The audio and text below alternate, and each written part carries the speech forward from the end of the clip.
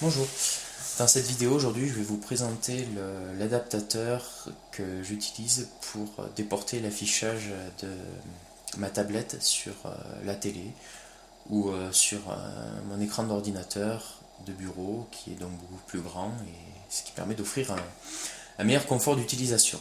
Alors c'est un adaptateur qui est vendu par Vixeng. D'un côté on a une fiche qui s'appelle Mini DisplayPort. DisplayPort, donc ça s'écrit en un seul mot. Et c'est cette fiche-là qui va se plugger directement dans l'entrée femelle de la tablette. Voilà, elle est vendue avec un cache plastique de protection.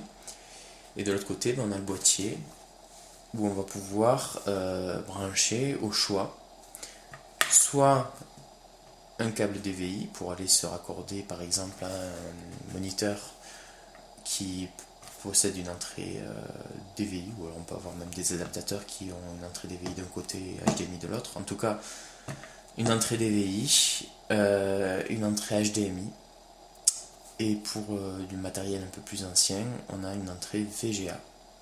Voilà.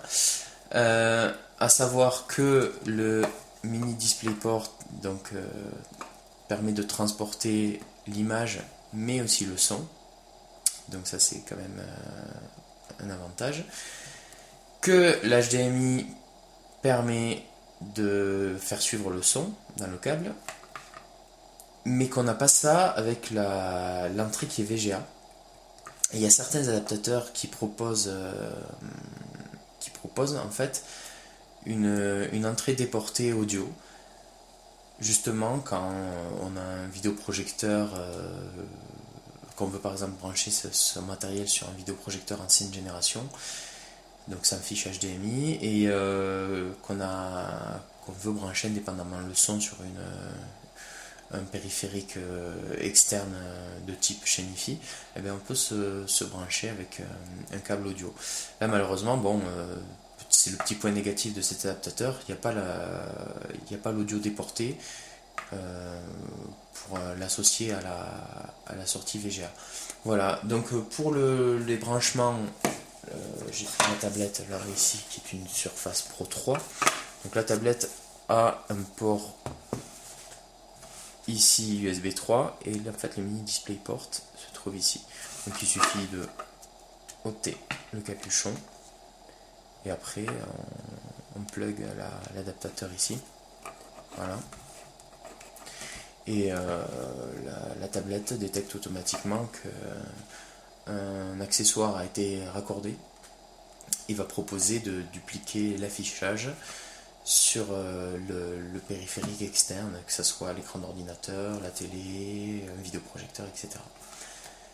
Voilà, bon, le prix proposé pour ce type de matériel est assez bas, si je puis dire, par rapport au service rendu, hein, on tourne aux alentours de 10 euros. À l'heure où je fais cette vidéo, 2016, début d'année 2016. Donc ça serait bête de s'en passer parce que ça peut rendre de fiers services.